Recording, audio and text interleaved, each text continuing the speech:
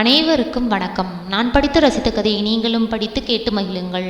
கதை பிடித்திருந்தால் அனைவருக்கும் பகிருங்கள். தஞ்சையை ஒட்டிய நூற்றுக்கணக்கான கிராமங்களில் அதுவும் ஒன்று. காவிரியின் ஸ்பரிசம் நேரடியாய் இல்லாவிட்டாலும் தஞ்சை மண்ணுக்கும் நீருக்கும் இயற்கையாய் அமைந்திருக்கும் வளம் அதற்கும் அமைந்திருந்தது. கொல்லை கொள்ளையாய் பறந்து விரிந்திருந்த வாழைகள் கொள்ளை கொள்ளையாய் வளத்தை வழங்கின.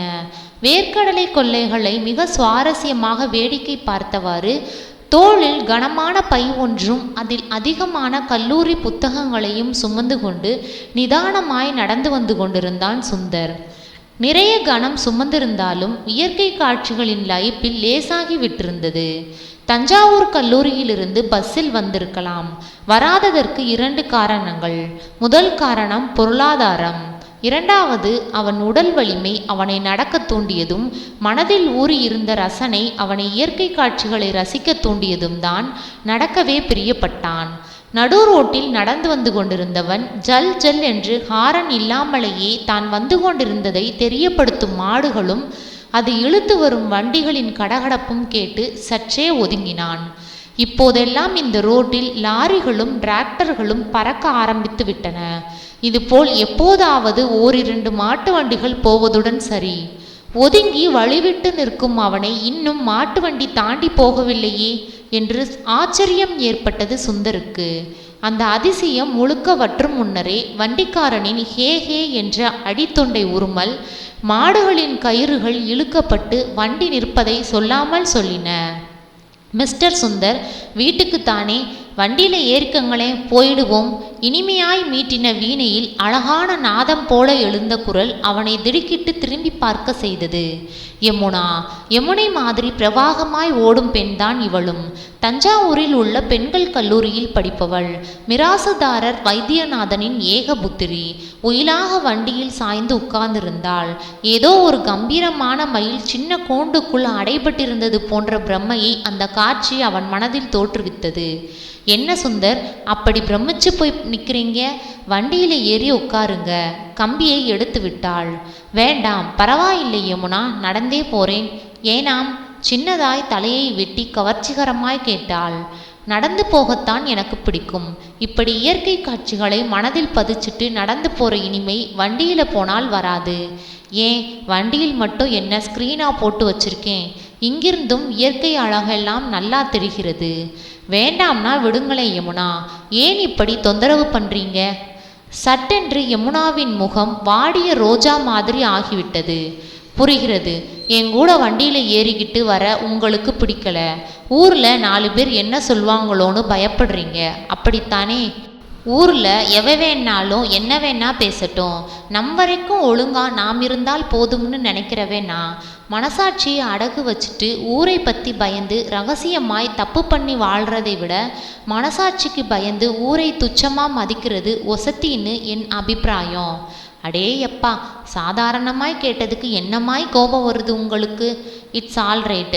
ஏதோ போனால் போகிறது, கால்வலிக்க நடந்து போறீங்களேன்னு பரிதாபப்பட்டு வண்டியில் இடம் கொடுக்க முன் வந்தால் இந்த பேச்சு பேசுகிறீங்க. எனக்கு யாருடைய பரிதாபமும் தேவையில்லை மேடம். உங்களுக்கு வீட்டுக்கு போக நேரமாயிட போகிறது. பெண் பிள்ளையாச்சே, அம்மா கவலைப்பட போகிறாங்க.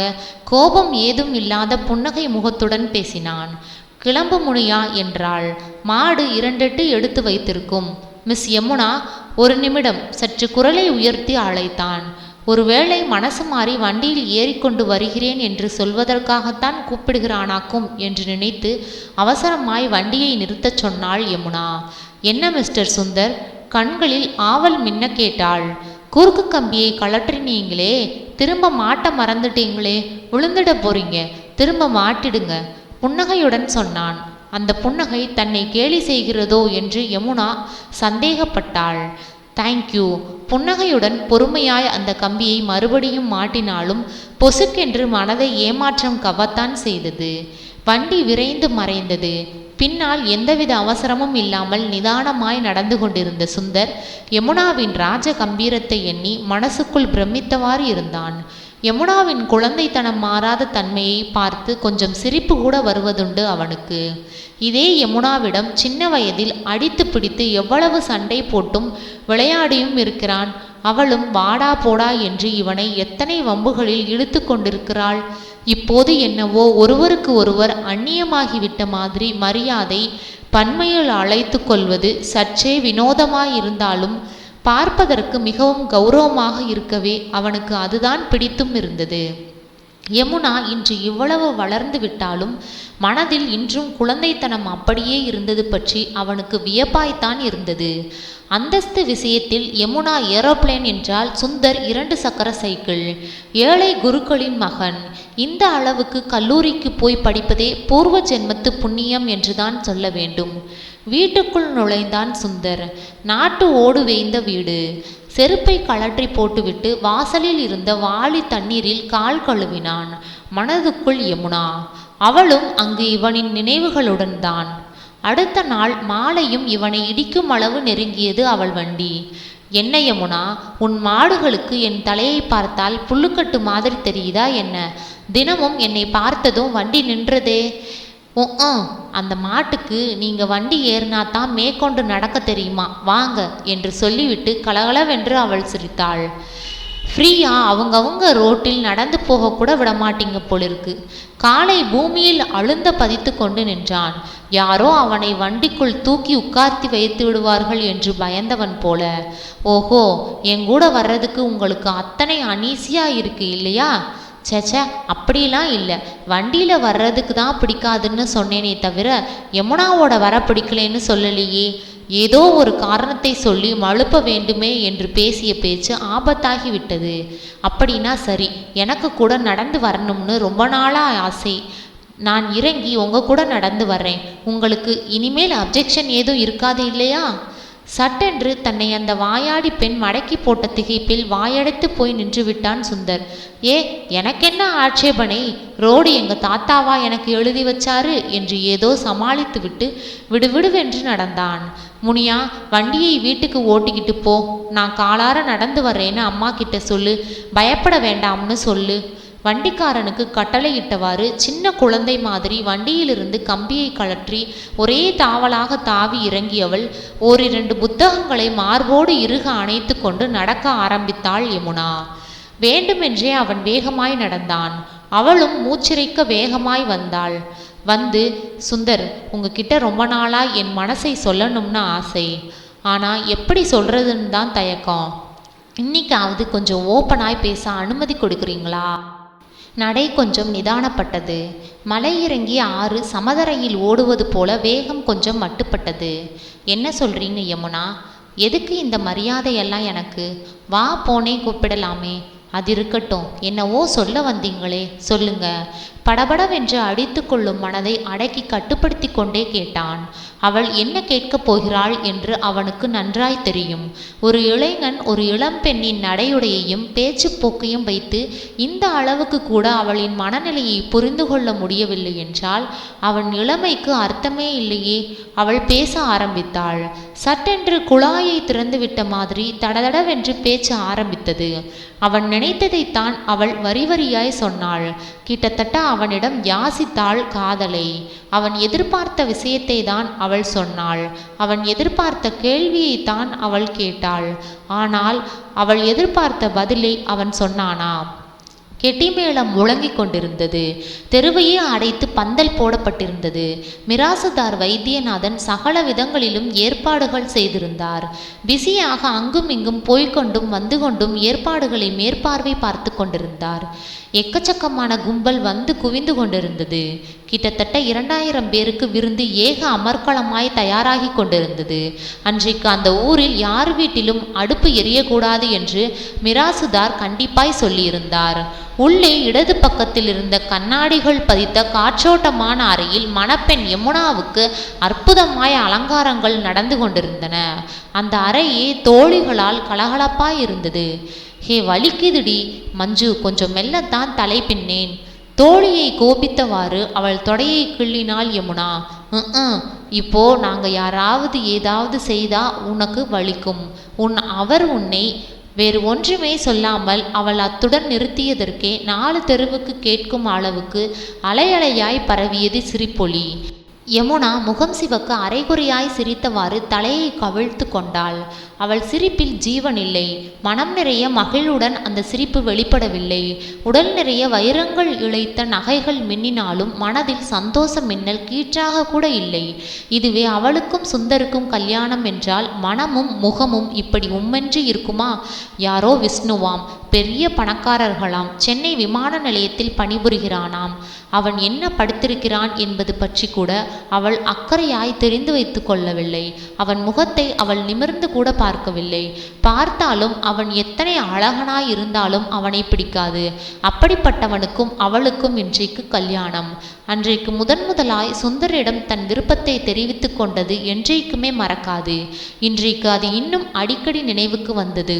முடியாது என்று எவ்வளவு சுலபத்தில் முகத்தில் அறைந்த மாதிரி சொல்லிவிட்டான் அந்த பாவி.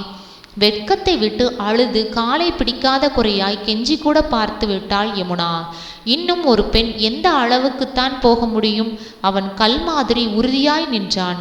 கிளிப்பிள்ளைக்கு எடுத்து சொல்கிற மாதிரி தனக்கும் அவளுக்கும் கல்யாணம் நடக்க சாத்தியக்கூறுகளே இல்லை என்று எத்தனை சுலபமாய் நிராகரித்து ஒரு லெக்சரே கொடுத்து விட்டான். இதோ பாருங்க யமுனா, உங்க அந்தஸ்துக்கும் என் அந்தஸ்துக்கும் இடையில ஒரு சமுத்திரமே இருக்கு. அதை தாண்டி 2 பேராலையும் வரவோ இணையவோ முடியாது. நான் இப்போ படித்து முடிச்சுட்டேனாலும் எனக்கு என்னைக்கு வேலை கிடைக்கிறதோ அன்னைக்கு தான் நான் ஒரு மனுஷன். அது வரைக்கும் நானோ ஒரு அன்னக்காவடி. உங்கள் சமாச்சாரம் அப்படி இல்லை. உங்களுக்காக நிச்சயம் நிறைய சொத்து சுகத்தோட ஒருவன் வருவான். என்னை மன்னிச்சிடுங்க.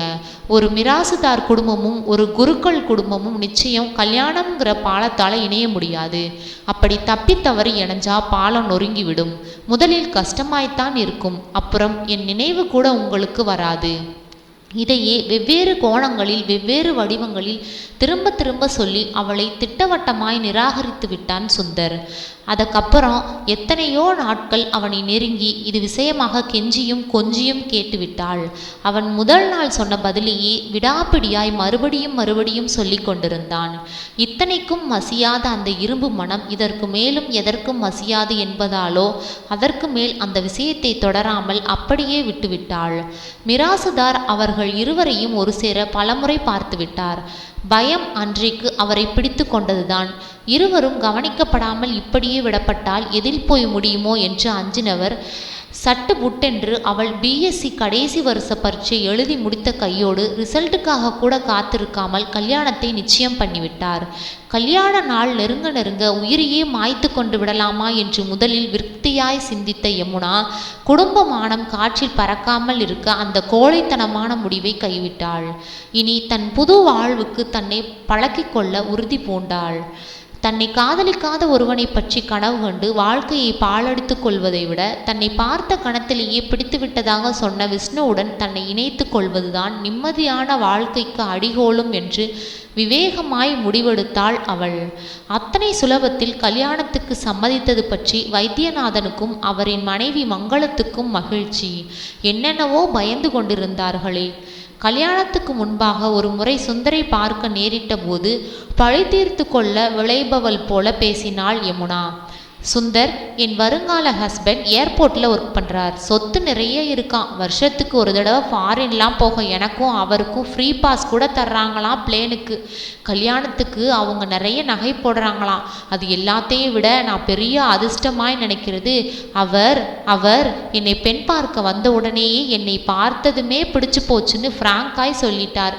நான் எத்தனை நக்கி இல்லை. கையில் இருந்த பொம்மையை போட்டு உடைத்து விட்ட குழந்தை வேறு ஒரு பொம்மையை எடுத்து வைத்து கொண்டு அதை உயர்வாய் பேசி தன்னை சமாதானம் செய்து கொள்வதைப் போல பேசினாள்.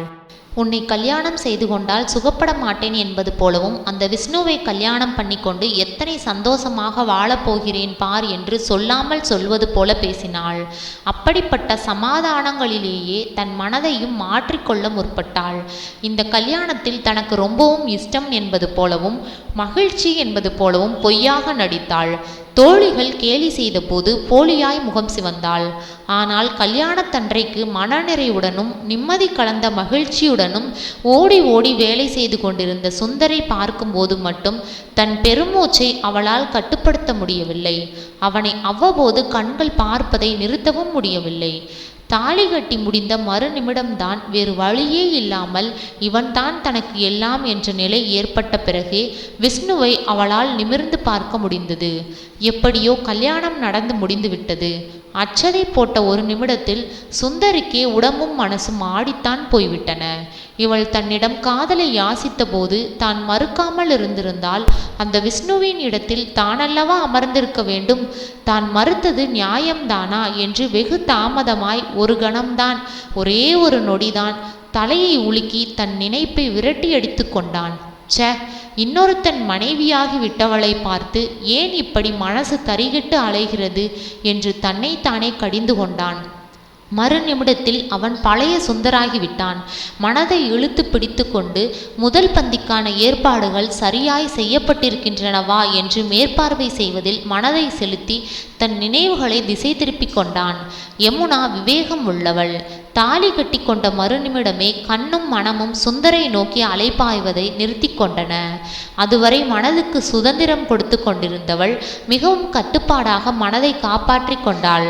தாலி கட்டும் நிமிடம் வரையில் ஏதாவது ஒரு அதிசயமோ அற்புதமோ நிகழ்ந்து அந்த கல்யாணம் நின்றுவிடாதா என்று மனம் சஞ்சலப்பட்டது உண்மை. அடுத்த நாள் புருஷன் வீட்டு மனிதர்களுடன் பிரம்மாண்டமான காரில் ஏறிக்கொண்டு யமுனா கிளம்பிய போது அவள் கொடுத்து வைத்தவள் என்று முகவாயில் கையை வைத்து அந்த ஊரே அதிசயத்து பிரமித்தது. சுந்தருக்கு விஷ்ணு வீட்டாரின் பண வசதியையும் செல்வ செழிப்பையும் பார்த்து உண்மையிலேயே ஆறுதல் ஏற்பட்டது. நல்ல வேளையாய் அவள் கேட்டபோது அவளின் காதலுக்கு நானும் நீர் வார்த்து முளைக்க செய்திருந்தால் அந்த பயிர் இத்தனை செழிப்பாக வளர்ந்திருக்காதே. மடத்தனமாய் அந்த இளம் பெண்ணின் வாழ்வையே குட்டிச்சுவராய் பாழாக்கும் விஷ மூலிகையாய் வளர்க்காமல் போனோமே என்று நிம்மதி அடைந்தான். சுந்தர் யமுனாவின் முகத்தை நிமிர்ந்து பார்த்தான். முதலில் அவளுக்கு எதையோ இழந்த மாதிரி தான் இருக்க போகிறது. போக போக சரியாகிவிடும். இன்னும் கேட்டால் தன்னையும் இந்த குக்கிராமத்தையும் அவள் சரியாய் மறந்து போய்விடத்தான் போகிறாள் என்று அவன் பலமாக நம்பினான். அவன் விருப்பமெல்லாம் அவள் தன்னை முழுவதும் மறந்துவிட வேண்டும் என்பதுதான். ஆனால் தெய்வத்தின் விருப்பம் வேறாகிவிட்டதே. அவனால் என்ன செய்ய முடியும்? சுந்தரராமா, நடேச குருக்கள் வாஞ்சையுடன் கூப்பிட்டார். இப்படி அவர் மகனின் முழு பேரை சொல்லி அழைப்பதுதான் வழக்கம் என்றாலும் சற்றே அதிக அன்பு தெரிந்தது இப்போதைய அழைப்பில். உள்ளே அப்பளம் பொறித்து கொண்டிருந்த மரகதம்மாள் அரைகுறையாய் மலர்ந்த புன்னகையுடன் மகனை பார்த்தாள். இதுவே அவளின் அதிகபட்ச சிரிப்பு. அதிலேயே அதிக குதூகலம் தெரிந்தது. போப்பா, அப்பா என்னவோ முக்கியமான விஷயம் உன்கிட்ட பேசணும்னு சொல்லிட்டு இருந்தார் என்றாள். அம்மாவின் புன்னகையே அப்பா சொல்லப்போகும் சமாச்சாரம் அவளுக்கும் நன்றாக தெரியும் என்பதை தெளிவாய் எடுத்து காட்டியது. அம்மாவின் மகிழ்ச்சி சுந்தருக்கு சந்தோஷத்தை கொடுத்தது. இப்போதெல்லாம் எதை பார்த்தாலும் அவனுள் அதீதமாய் சந்தோஷம் பிறக்கிறது. அவன் வாழ்க்கையில் ஏற்பட்டிருக்கும் வசந்தமான திருப்பம்தான் அந்த மன மகிழ்வுக்கு காரணமோ? என்னப்பா? அப்பாவின் எதிரில் இருந்த தூணில் சாய்ந்து நின்றவாறு கேட்டான். வந்து, இத்தனை கஷ்டத்திலேயும் உன்னை எப்படியோ எம்ஏ படிக்க வைப்பேன்னு நான் கனவில் கூட நினைக்கலடா கண்ணா. உன் கூட பிறந்த 6 பேரும் தங்காமல் போனபோது உன்னை கண்ணுக்குள்ள வச்சு எப்படி காப்பாற்றி இருப்பேன்னு நான் புதுசாக சொல்ல வேண்டாம். தெரியும்பா, மேலே சொல்லுங்க. மரியாதை காரணமாக அடங்கி ஒலித்தது சுந்தரின் குரல். உன்னை வளர்த்ததெல்லாம் என் கடமைதான். படிக்க வச்சது கூட என் சுயநலம்தான். என் கஷ்டத்தை புரிஞ்சுட்டு நீயும் ஃபஸ்ட்டு கிளாஸ்ல பாஸ் பண்ணிட்ட. எல்லாம் என்னோட ஆசீர்வாதம்னு சொல்லாதே, இறைவனோட ஆசீர்வாதம்னு சொல்லு. எப்படியோ நீயும் நல்லா படித்த, எல்லாத்துக்கும் மேலே பெரிய அதிர்ஷ்டமாய் படித்து முடித்த கையோட உனக்கு இப்படி பேங்கில் உத்தியோகம் கிடைக்கும்னு கனவில் கூட நினச்சிருக்கல. நிஜம்தான். இவனை விட அதிகம் படித்தவர்களும் இவனை விட நிறைய முயற்சி செய்பவர்களும் ஹோட்டல் சர்வர் வேலை கூட கிடைக்காமல் தவிக்கும் பரிதாபங்களுக்கு இடையில் சுந்தருக்கு அத்தனை சீக்கிரத்தில் வேலை கிடைத்தது முன்ஜென்மத்து புண்ணியத்தினால் போலும். தஞ்சாவூரிலேயே வேலை கிடைத்து விட்டது. இங்கிருந்து தினமும் முன்பு கல்லூரிக்கு போய் கொண்டிருந்தது போலவே போய்விட்டு வந்தால் போதும். அவனுக்கும் இந்த மாதிரி ஒரு அதிர்ஷ்டத்தை நம்பத்தான் முடியவில்லை. இனி அவனுக்கு வாழ்க்கை சுலபம். உனக்கு அடுத்தபடியாய் நான் செய்ய வேண்டிய கடமையையும் செய்து பார்த்துடணும்னு ஆசைப்படுறேன்ப்பா. நான் சொல்லும் போதே அப்பாவின் கண்களில் குளம் கட்டிய உணர்ச்சி மிகுந்த கண்ணீரை கண்டு அதிர்ந்தான் சுந்தர். ஏன் அப்பா இத்தனை உணர்ச்சி வசப்படுகிறார்? இத்தனை வருடங்களாய் அவர் கூட இருந்தும் இந்த அளவுக்கு அவர் நெகிழ்ந்து உருகி இன்றைக்குத்தான் பார்க்கிறான் சுந்தர். அப்பா முதலில் அவனை அழைத்து பேச ஆரம்பித்த தீவிரத்திலிருந்தே தன்னிடம் ஏதோ அதிமுக்கியமான சமாச்சாரமாய்தான் அவர் பேசப் போகிறார் என்று புரிந்தது சுந்தருக்கு. பொதுவாகவே அப்பா அதிகம் பேசாத வர்க்கம். அவர் போட்ட பலமான பீடிகை கேட்டவுடனே அவன் விழித்து கொண்டான். அவர் என்ன சொல்லப் போகிறார் என்று அவன் சாமர்த்திய புத்திக்கு மிக நன்றாக புரிந்தாலும் சற்றே புரியாதவன் மாதிரி தடுமாறினான். என்னப்பா சொல்ல வரீங்க? உன் கல்யாணத்தை நடத்தி பார்க்கணும்னு ஆசைப்படுறேன்டா. அவன் பதில் சொல்லாமல் சொல்ல முடியாமல் சங்கடத்துடன் சிரித்தவாறு நெளிந்தான். கல்யாணம் செய்து கொள்வதையெல்லாம் பற்றி அவன் இதுவரையில் சிந்தித்து பார்க்க இஷ்டப்பட்டது கூட கிடையாது. இதுவரைக்கும் அவன் நினைத்து கூட பார்க்காத சமாச்சாரத்தை குறித்து அவர் கேட்பதால் அவருக்கு சாதகமாகவோ பாதகமாகவோ எந்த ஒரு பதிலுமே அவன் தொண்டையை விட்டு வெளியே வர மறுத்தது. அவரே தொடர்ந்து பேசினார். உனக்கு இது பற்றி என்ன சங்கடம்னு என் மனசுக்கு நல்லா புரியுறது சுந்தர்ராமா. நீ யாரை மனசில் வச்சுக்கிட்டு இருக்கிறேங்கிறதும் உன் நடவடிக்கைகள்ல இருந்து எனக்கு எப்போவோ புரிஞ்சு போச்சு. ஆனாலும் அதுதான் முடிஞ்சு போன கைமீறி போன சமாச்சாரம்னு ஆயிடுச்சே. இனிமேல் அதையெல்லாம் பற்றி மனசால நினைக்கிறது கூட மகா பாவம்னு விவேகியான உனக்கு நான் சொல்லி கொடுத்து தெரிய வேண்டாமே. அவர் தனிவான குரலில் சர்வ சாதாரணமாய் சொன்ன அந்த வார்த்தைகள் அவனை பகீர் என்று ஆகாயத்திலிருந்து தூக்கி கீழே போட்ட மாதிரி உணரச் செய்தது. என்ன சொல்கிறார் இவர்? யமுனாவை அவன் காதலித்தான் என்றா? இல்லையே, அவன் மனதுக்கே அது இன்னும் நிச்சயமாய் புரியாத புதிராக அல்லவா இருக்கிறது. இவருக்கு எப்படி இந்த சமாச்சாரங்கள் எல்லாம் தெரியும்? பூனை மாதிரி கண்களை மூடிக்கொண்டு ஊர் உலகத்துக்கு எல்லாம் தெரியாது என்று நினைத்த அந்தரங்க விஷயம் இவருக்கு எப்படி தெரிந்தது? தெரிந்து கொண்டதையும் அவர் உண்மையை நேரடியாய் புரிந்து கொண்டு சரியாய் கேட்டிருந்தால் அவன் சந்தோஷப்பட்டிருப்பான். ஆனால் அவர் கண்டதையும் கேள்விப்பட்டதையும் வைத்துக்கொண்டு தவறுதலாய் அல்லவா தன்னை புரிந்து கொண்டு விட்டார். வருத்தமாய் இருந்தது அவனுக்கு. தன்னை எப்படி அவருக்கு புரிய வைப்பான்? ஏதோ இவனே போய் தன்னை கல்யாணம் செய்து கொள்ளுமாறு யமுனாவிடம் கெஞ்சியது போலவும் அதற்கு அவள் மறுத்துவிட்ட மாதிரியும் அல்லவா இவர் புரிந்து கொண்டிருக்கிறார். கடவுளே, கிட்டத்தட்ட 6 மாதங்கள் ஆகின்றன யமுனாவுக்கு கல்யாணமாகி. இப்போது போய் இப்படி ஒரு அவச்சொல்லா? அப்பா, அப்படி ஏதோ என்னை பொறுத்தவரையில் சத்தியமாய் கிடையாதுப்பா. இவ்வளவுதான் என்னால் சொல்ல முடியும். இதுக்கு மேலே உங்களுக்கு எப்படி சொல்லி என்னை புரிய வைக்கிறதுன்னு தெரியல. ஒருவேளை அது உங்கள் கண்ணுக்கு தப்பாய் புலப்பட்டிருக்குன்னா அதுக்கு யாரோ எதுவோ காரணமாக இருக்கணும். ஒரு மகன் அப்பா கிட்ட பேசி புரிய வைக்கிற சமாச்சாரம் இல்லை இது. ஓ, இது விஷயமாய் நான் உன்கிட்ட பேசி உன் மனசை நோகடிச்சிருக்க கூடாது.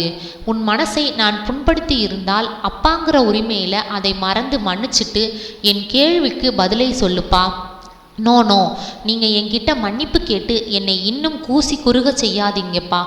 அப்புறம் என் கல்யாண விஷயமாய் உங்கள் விருப்பம் எப்படியோ அப்படியே செய்யுங்கப்பா. எனக்கு எது நல்லது எது கெட்டதுன்னு உங்களுக்கு நல்லா தெரியும்.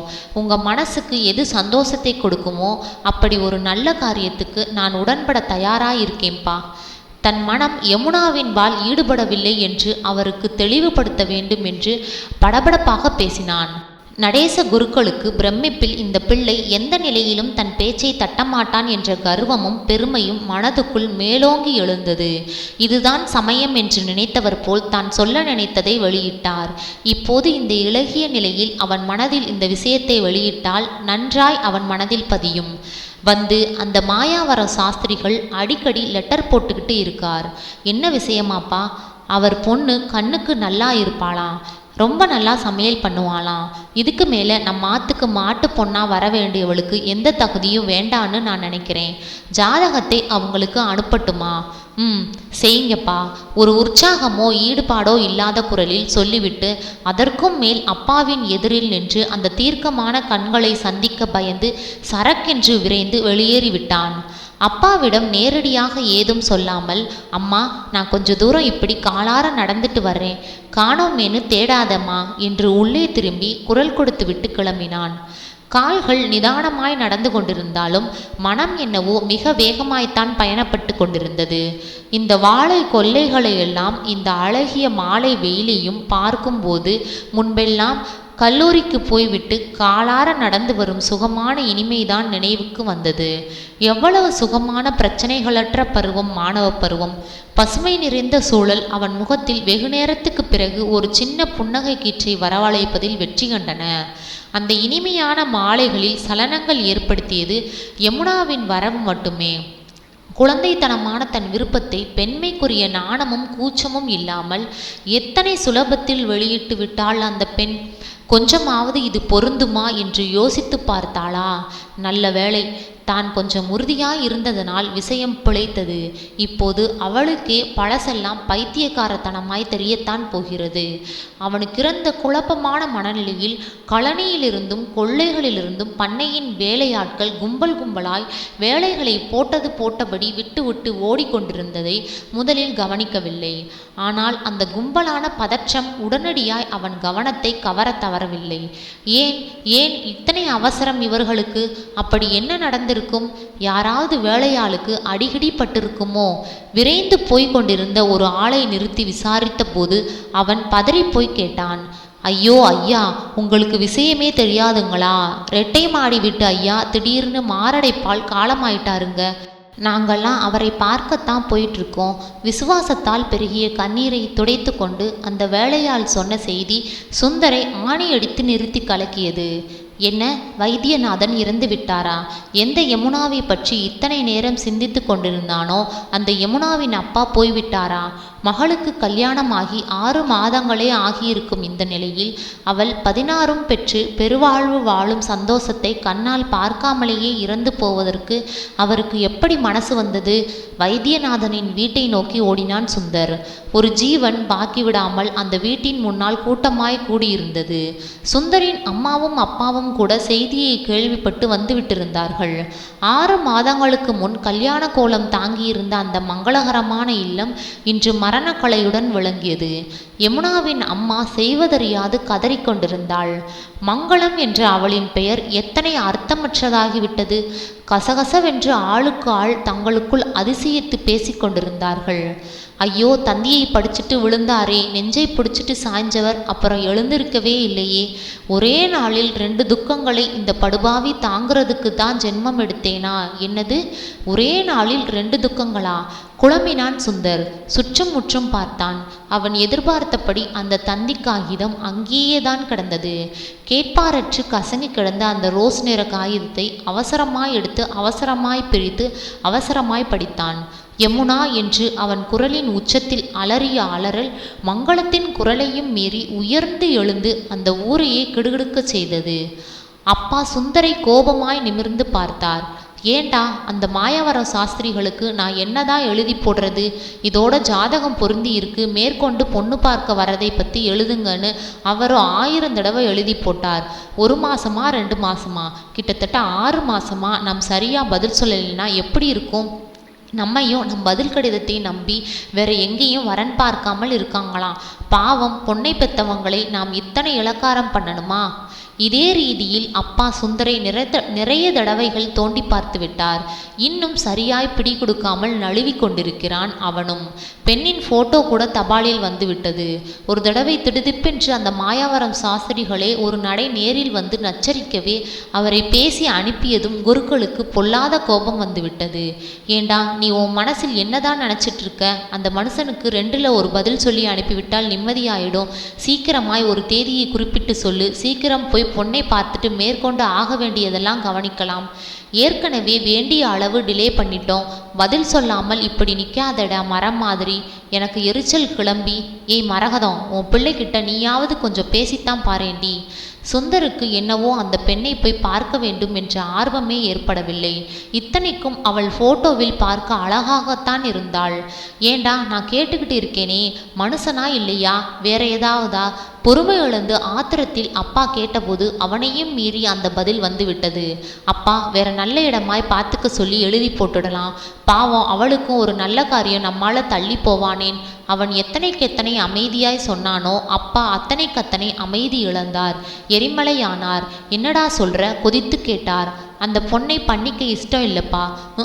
துரை மெதுவா சொல்லுவார். அதை அந்த பொண்ணை பிடிக்கலன்னு முன்னாடியே சொல்லியிருக்கலாம். ஃபோட்டோவை பார்த்துட்டு பொண்ணை பார்க்க வர்றோம்னு எழுதி போட்டுட்டு அப்புறம் அவளை நிராகரிச்சா எத்தனை ஏமாற்றம். அதை கேட்டால் குதர்க்கமாய் பதில் சொல்கிறதா? குதர்க்கம் இல்லைப்பா, நிஜமாக தான் சொல்கிறேன். நல்ல இடமாய் பார்த்துக்க சொல்லி எழுதி போட்டுடுவோம்.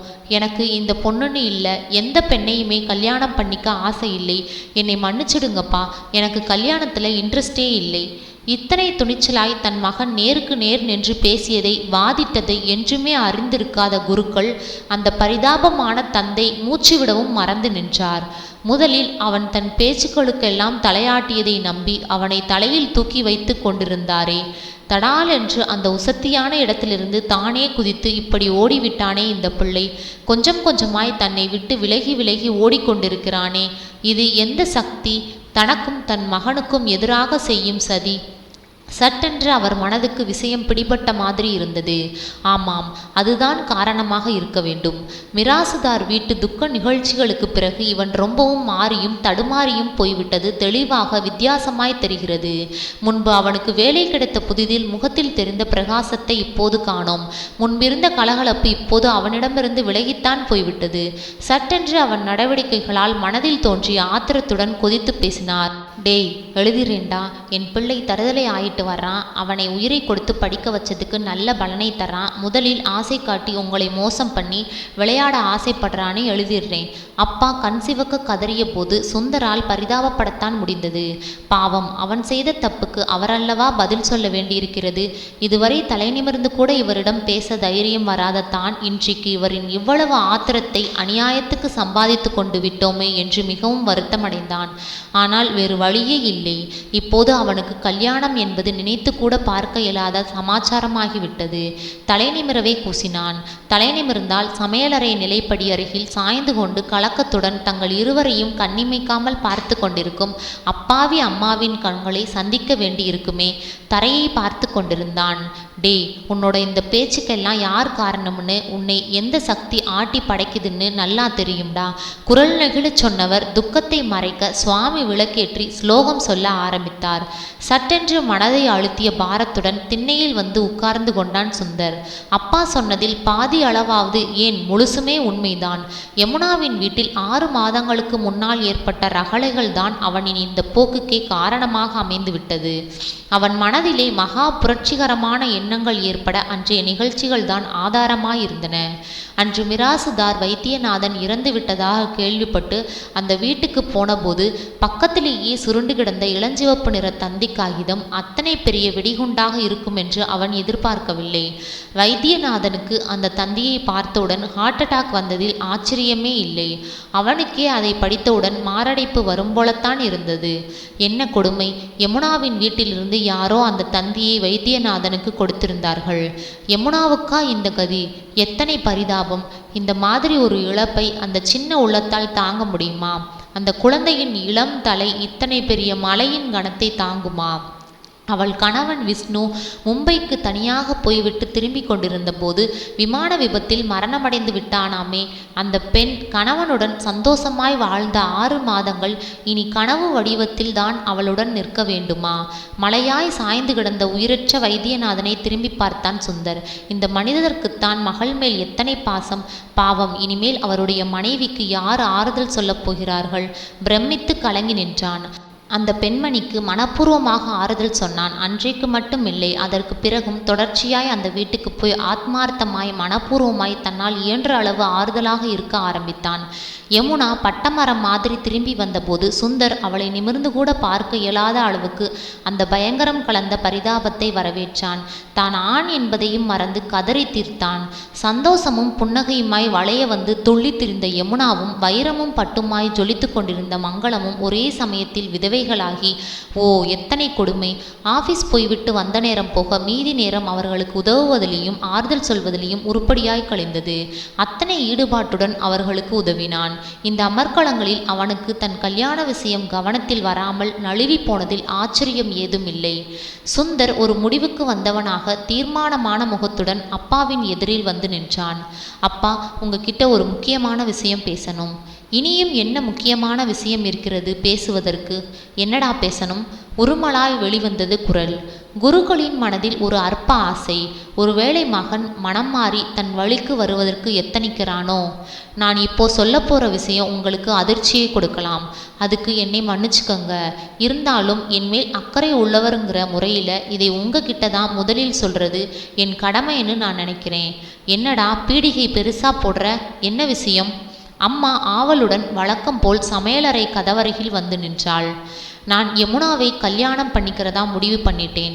உங்களுக்கு இதில் இஷ்டம் இருக்காதுன்னு தெரியும். இருந்தாலும் எனக்கு வேறு விதமாய் முடிவெடுக்க தெரியல. டேய், அவ ஒரு விதவைடா. அவ கணவன் செத்து போய் 6 மாதம் கூட ஆகலடா. ஏன்பா, ஒரு ஆண் பிள்ளைக்கு பொண்டாட்டி செத்து போனால் அவன் இன்னொரு பெண்ணை கல்யாணம் பண்ணிக்கலாம். ஆனால் ஒரு பெண்ணுக்கு கணவன் செத்து போனால் அவ ஆயுள் முழுக்க விதவையா சாகணுமா? அவ கணவன் இறந்து போய் 6 மாதம் கூட ஆகலைங்கிறது தானே உங்கள் குற்றச்சாட்டு? சரி, இன்னும் 1 வருடம் கழிச்சு கூட நான் அவளை கல்யாணம் பண்ணிக்கிறேன். உனக்கு என்ன குறைன்னுடா போயும் அவளை கல்யாணம்? நல்லா இருக்குப்பா நீங்கள் சொல்கிறது. குறை இருக்கிறவங்க தான் ஒரு விதவையை கல்யாணம் பண்ணிக்கலாங்கிறது ரொம்ப அபத்தமான வாதம்ப்பா. எனக்கு முக்கியம் யமுனாவோட அபிப்பிராயம். அவளுக்கும் அவள் அம்மாவுக்கும் இதில் ஆட்சேபனை இல்லைன்னு புரிஞ்சுக்கிட்டேன். அவகிட்ட இருக்கிற எக்கச்சக்கமான சொத்துக்காகத்தான் அவளை கல்யாணம் பண்ணிக்க போறேன்னு ஊரே காரி துப்ப போறதுடா, அலட்சியமாய் சொன்னார் அப்பா. அப்படி இல்லைன்னு என் மனசாட்சிக்கு தெரியும்பா. ஏன்னா மிராசுதாரர் வைத்தியநாதனுக்கு எத்தனை ஏக்கர் நிலம் இருந்ததோ அதுக்கும் மேலேயே நிறைய கடன்கள் இருந்தன. அவரோட மரணத்துக்கு அப்புறம்தான் அது தெரிஞ்சது. எல்லா சொத்தையும் விற்று கடனை அடைச்சா வீடு மட்டும்தான் மிஞ்சும்.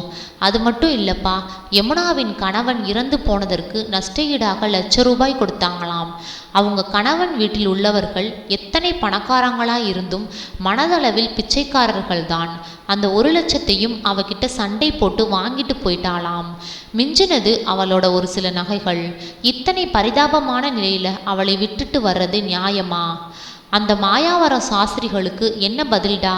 அவங்களுக்கு என்னை விட நல்ல இடம் கிடைக்க பிரார்த்தனை செய்வோம்ப்பா. அப்போ ஒரு வேலை செய்யேண்டா. என்னப்பா? குழப்பத்துடன் நிமிர்ந்தான். கிட்ட வந்து குனிந்து கடுமை கூடிய குரலில் சொன்னார், மரியாதையாய் இந்த வீட்டை விட்டு வெளியே போடா. இனி உனக்கும் இந்த வீட்டுக்கும் எந்தவித சம்பந்தமும் இல்லை. அவன் நிதானமாய் 2 வேஷ்டிகளையும் சட்டுகளையும் ஒரு சின்ன பையில் அடைத்து கொண்டு நிமிடமாய் அப்பாவின் காலிலும் அம்மாவின் காலிலும் விழுந்து வணங்கிவிட்டு கிளம்பி வாசல்படியில் இறங்கிய போது அம்மாவின் கேவல்கள் காதை கீறின. இனி தன் வாழ்க்கையை தானே அமைத்து கொள்ளப் போகிறான். யமுனா என்ற வாடிய மலருக்கு மீண்டும் உயிர் தண்ணீர் ஊற்றி நிமிர்த்த போகிறான். அவன் அப்பா வேட்டி நுனியால் கண்களில் வழிந்த காவிரியை துடைத்து கொண்டார். உன்னை பகிரங்கமாய் வாழ்த்த முடியலேனாலும் மனசுக்குள் நிறைய ஆசீர்வாதம் பண்றேன். நீ எங்கே போனாலும் நல்லா இருக்கணும். உன் யமுனா இன்னொரு வாய்ப்பிலாவது தீர்க்க சுமங்கலியாய் வாழணும் என்று மானசீகமாய் ஆசீர்வாதம் செய்தார் அந்த பாசமிக்க தந்தை. நன்றி. கதை பிடித்திருந்தால் லைக் பண்ணுங்க, ஷேர் பண்ணுங்க, சப்ஸ்கிரைப் பண்ணுங்க. உங்களுடைய கருத்துக்களை கமெண்ட் பாக்ஸில் தெரிவிக்கவும். தங்கள் ஆதரவிற்கு நன்றி.